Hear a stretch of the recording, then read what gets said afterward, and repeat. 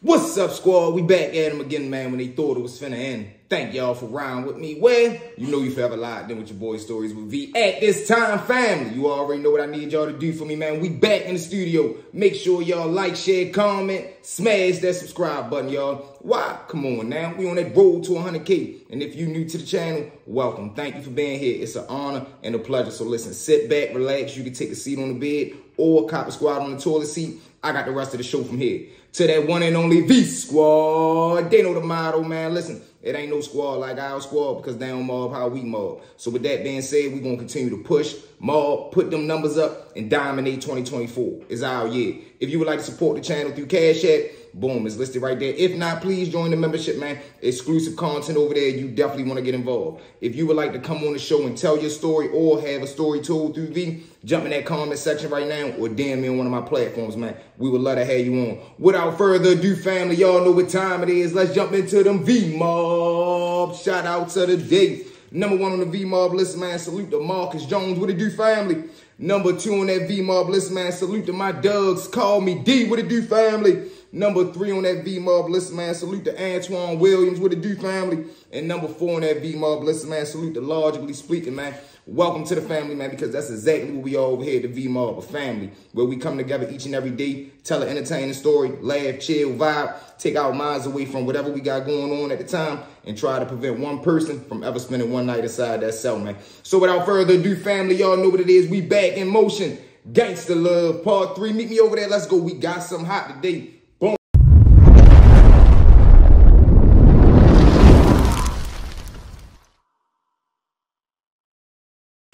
Whoa, what's up, squad? You made it. Let's jump straight into it, man. Part 3. So now, as Money pulls off from dropping Stacy off, he headed back down his block. But as he's sitting right there driving, he starts formulating a plan in his mind. And not just any plan, y'all, a master plan. So Stacy jumps out the car and she shoot back in the house. She walks into her house. She go jump in the shower real quick to clean up, slide up into her PJ. She shoot up in the room. Now, before she lay down to take it down for the night, she sits on the edge of the bed with some crazy thoughts running through her mind. Like, man, I know good and well I just ain't volunteered to get myself involved with selling drugs. But she immediately shakes that feeling off because she remember how much she really feel in little money. Now, as Money driving back down to the block, he ready to pull up. But only thing the block don't know is, man, Money done turned the switch on at him that the streets ain't ready for. So now as Money jump out the car, he ready to break in the house. Before he get to run off, one of his homeboys sitting right down on the curb. They yell out, "Hey, Money, what you doing?" Now, Money run past, he yell out, shit, you ready to see? Like I told y'all, Money done formulated this master plan in his head. He breaks in the house, he shoot upstairs, run to his closet. Now in his closet, he got a shoebox with about $4,500 in there. He grabbed his shoebox, go in there, he peel off $2,000. He thumb through the money. He peel off $2,000. He shoot back outside. When he run outside, he just looking for the big man. Boom. He see one of the big men that's sitting on the block. Because like I tell y'all, him and Miss Jane come from a world famous dope block. He see one of the big men right there sitting in his little chair. He beeline straight across the street. He get right there. Like, let me highlight you real quick. So like I told y'all, the big man, everybody know Little Money on this block is the weed man. So the big man get up. He like, "What's up, Money?" He like, "Shit, man, I got $2,000, man. I'm trying to score what you can do for me." Now, like I told y'all, he known as the little weed man. So the big fella look him up and down. He like, "Money, what you talking about?" "I don't sell no weed." He like, "Man, I ain't talking about no weed. I got $2,000. What you can do for me?" Big fella look him up and down thinking he playing. But when he look Money in his eyes, he can see, man, Money more than dead serious. He like, "Man, come on, what you trying to do?" Money hands him the money. The big fella look, he counted out his $2,000. He shoots the house, grab Money work, he come back out, hand it to him. Now, when Money look at the sandwich bag for real, he like, all right, that's a bet. It's some light gray smack. He breaks down to the end of the street, goes to the corner store. Like I tell y'all, the corner store sell weed, jars, valves, anything you really need. So he grab a box of sandwich bags and a fresh scale and a box of razors so he can break everything down. Breaks back up the block, shooting his house. Now, when he get in his house and shoot upstairs, he looking like, damn, I need a plate. Runs in the kitchen, grab a plate real quick, shoot back in his room. Get right there. He takes everything that the big man just gave him in the sandwich bag. He dump it on a plate. Now he just looking like, damn, I really don't even know what to do with this shit. But matter of fact, I got an idea. So right as he says that, he remember he got an uncle he can call. He digs in his pocket, grab his phone. He call his uncle named Peanut. Now, let me give y'all a background on Peanut. Like I tell you, Money come from a two-parent household, but like I told y'all, his father used to rip and run in the streets. And his father wasn't just a hustler. He was a well-known enforcer as well, alongside of his uncle, which is the father brother. Now, them two back in the day, they was ripping and running wild. They ends up getting knocked off. They catch a bit. When they do their time, though, the father ends up coming home. He don't want to play in the streets no more. He changes his life and start doing his construction job. Now, granted, his Uncle Peanut, for real, the streets is all he knows, so he ain't got time to give it up. And he got 2 kids that he trying to feed at the time when he come back home. So soon as Uncle Peanut come back home, he get right back into the game, right back into the streets. So if anybody gonna know what to do with this drugs right here, it's gonna be Uncle Peanut. So now, money dig in his pocket, he grab the phone, call him, boom. What's going on, Uncle Peanut? Like, man, what's going on after you good? He like, yeah, but I need to talk to you real quick. So now Uncle Peanut can hear something going on in Money voice. He like, everything good? He like, yeah, Uncle, I just need to see you real quick. He like, all right, look, I'm ready to leave from down my block and go to the house, just pull up at the crib. Money say, all right, this is better, I'll be there in like 30 minutes. He hangs up. Now, as soon as he hang up the phone with his uncle, Money hear a knock at the door. He breaks downstairs. He looked through the peephole. He says his little homeboy that called him when he jumped out the car. He opened the door. He like, what's up? So the homeboy like, man, what the fuck you mean? What's up? What you was doing? You ain't hear me calling you? He like, man, come on, hurry up, shut the door. So they comes in, shut the door. They both break upstairs. Now, when him and the homeboy bust in the room, the homeboy scoot over. He see a plate right there with the yams on there. He like, man, what the fuck you doing? That ain't weed. So now Money look at him like, man, we ready to take it up a notch. We done playing with this weed. So now the homeboy being the true friend, he like, all right, this what we doing? He like, yeah. He like, all right, this is back. Come on, where my scale at? So Money tell him, hold on real quick. I gotta go holler at my uncle. As soon as I get back, we gonna start putting everything together. Homeboy say, bet, that's a plan. They dab each other up. Now, boom, Money let him out. He shoot back upstairs, grab everything that he had on his bed for real, put it up. He jump in the car, hit it, go see Uncle Peanut. So now when he arrived at Uncle Peanut house for real, he knocked on the door unlocked. So Uncle Peanut yell out, boy, it's open, come on in.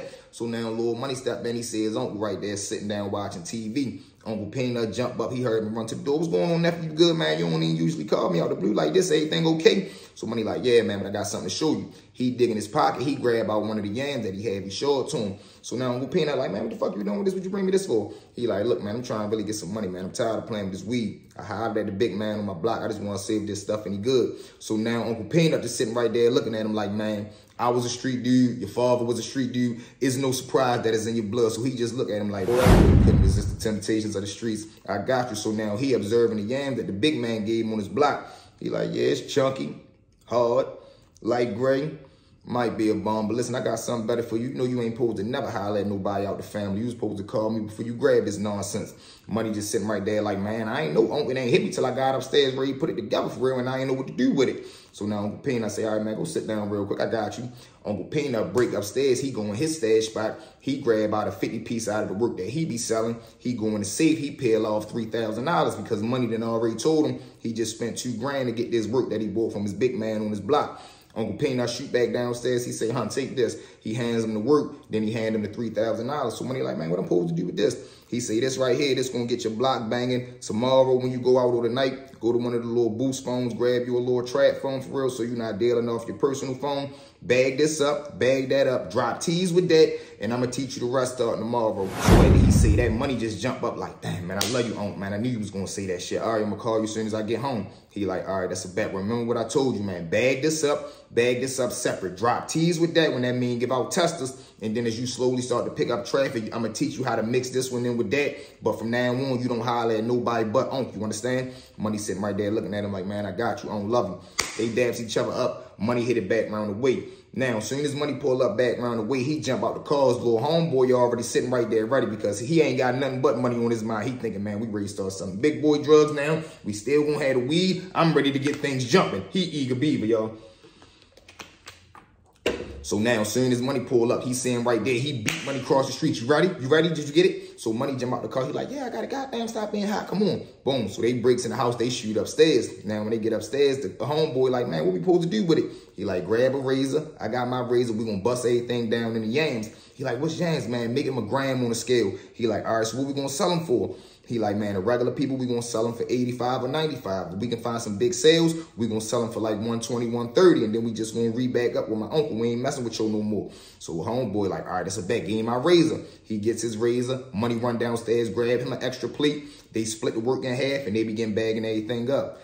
Part 4 coming tomorrow. With that being said, family, let's jump into story number 2. Now, man, story number 2, this was a crazy situation and also a funny one, too, because, man, people don't got patience. And sometimes when you ain't got that, you got to learn the hard way. So during this time, right, we got a nice little corner store, little breakfast spot. I'm talking about they got some of the best food in the world. Now, granted, it's located in the hood, so 9 times out of 10, the employees that work there is going to be hood bound as well. So now, at the lady that worked the front register, wholesome, sweet young lady. Now, the rest of the dudes that work there, like the cooks, the chef, the people that clean up and stuff like that, they regular dudes about the block for real. So now, I come in there one early morning. I'm ready to get me a nice little bacon, egg, and cheese sandwich for real. I come in there, place my order. I sit down. Now, it's a dude coming in right behind me. He order his food. He order a big meal, but he real specific on the way that he want his food made. He keep telling me, no, light pepper, put this right here. Don't have the onions, touch this. He one of them picky eaters for real. So the lady that's running the register, she say, all right, listen, it's going to take a minute because you want your food a specific type way. Just come on into the inside. Like we sitting on the outside talking over the register. Now they do have an inside where you can come in and sit down. They got chairs, eat at the table and stuff like that. So boom, he come on the inside. So about 5-10 minutes go by. They give me my food, but I'm waiting on somebody to pull right there that I'm waiting on. So I eat my little sandwich, sit down. I'm just waiting for my peoples to pull up. So now it get about 15-20 minutes. The food is taking a little long to come. So now he's slowly but surely getting agitated and aggravated. He like, man, come on, man. What the fuck is y'all doing? So now the lady like, excuse me, sir. Can you not cuss, man? My food taking long, man. But y'all don't know how I cook. So now he can look over. You can actually see the chef cooking or the cook right there. You can see him cooking on the blacktop grill. He like, man, I'm coming. You said you want your food a certain way, right?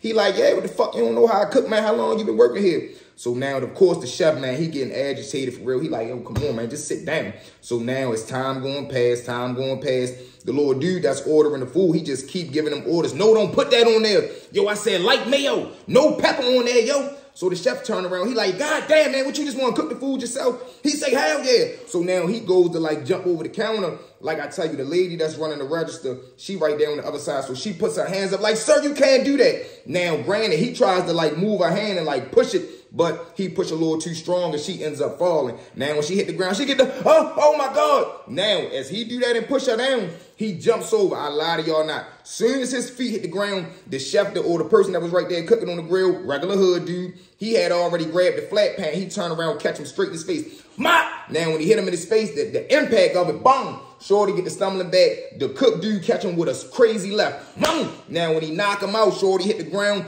The chef just get this. I'm talking about he still got the apron on, sweating. He got the little chef hat on. He just get to stomping him out. Lost your freaking mind. So now the lady jump up. Yeah, get him. She crying, of course. So now the manager, he in the back, he hear the commotion going on. He runs down there, breaking up, man, what is y'all doing? He grabbed the chef from stomping the little dude out, picks the man up, telling him, man, you can't be doing that shit here. Now, of course, he got sons. The owner of the business, he got sons that's there, and they run around in the hood, too. So they grabbing him up. Man, get your dumb ass out of it. They grab him from behind the thing, throw him out the store right there on the front on the ground. Crazy situation, yo. All because you don't have the patience to wait for your food to get done. Granted, I understand you want your food made a certain type way, but you can't just be on nobody's back, man, when they running and doing their job and making your food to the best of their ability. But y'all know how I go, man. So with that being said, family, let's jump into story number 3. Now, man, story number 3, another wild situation, but another funny situation. Now, during this time, let's bounce to the joint, y'all. Now, so during this time, I'm over there cool, and I got my man, little Stutter Step. Granted, I give him this nickname Stutter Step because he got a vicious stutter and he walked with like a crazy little 2-step lane for real. So I call him Little Stutter Step. Now, granted, let me give y'all a Stutter Step background. Ultra violent dude, right? But when you see him, he don't look the part, meaning he a small dude. He ain't small, but he's small. He's scrawny. He wear big Urkel glasses and he got braces. So when you see him, if you know, that's like a big sign that's saying, man, come pick on me, come try me. Now, when dudes end up trying their hand, they don't like the results because, like I tell y'all, man, he not going for nothing. And he don't really believe in fighting because he already think, man, I'm too small. If somebody get me in a position or in a cell, they going to do what they want to do to me. So his main thing was he always going to have a weapon. He don't care what it is. He always going to have something to defend himself and to protect himself. So now, during this time, the unit is cool. The whole jail cool right now.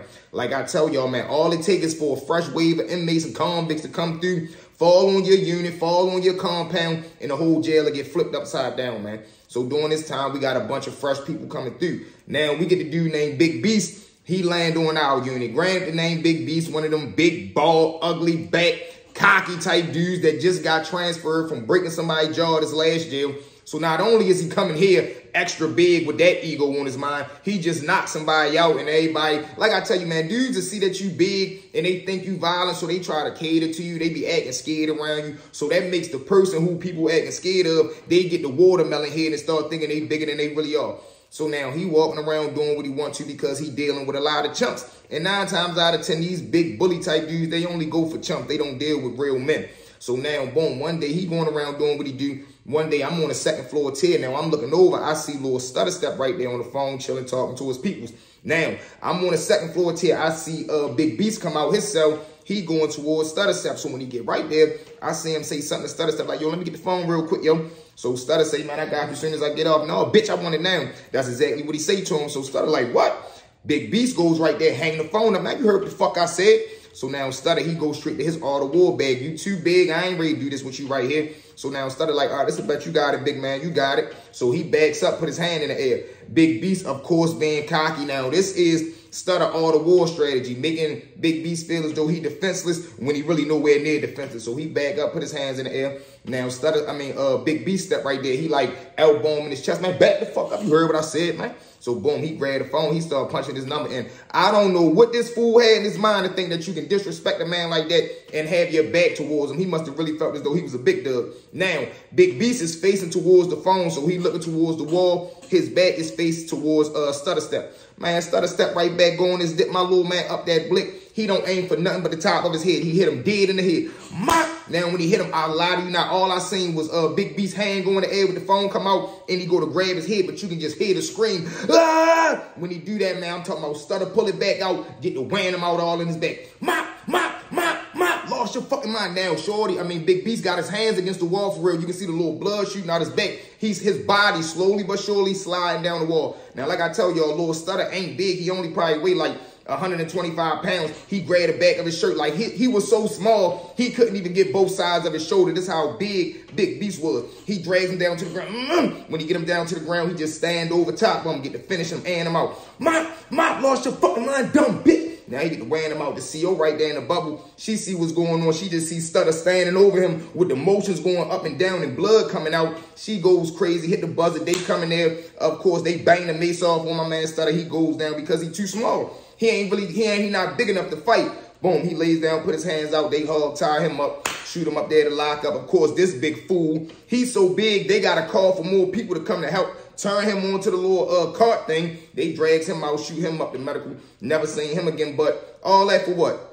All that for an ego check, man. That man just hung a damn hammer in your head, all for you trying to bully because you got into a fight at your last compound and they say you broke somebody's jaw. So you coming here with these bully tactics, and look what it almost cost you, man. It almost cost him the top of his head, y'all. But with that being said, family, you know what it is. Thank y'all for riding with me. Well, you know you forever locked in with your boy Stories with V. At this time, family, y'all already know what I need y'all to do, man. Check your status for me one more time. Make sure you like, share, comment, smash that subscribe button, y'all. We'll be at 100K in no time. From me to y'all, man, from the bottom of my heart, I love each and every one of y'all that's part of the V Squad, man. Y'all know the motto. It ain't no squad like our squad because they don't mob how we mob, man. If you would like to support the channel through Cash App, boom, it's listed right there. If not, man, join that membership, man. They $4. Let's see if we can get 5 new members today, man. 100 comments, 100 likes, 100 shares. Hey, V Squad, I love y'all, man. We out. Mob, let's go.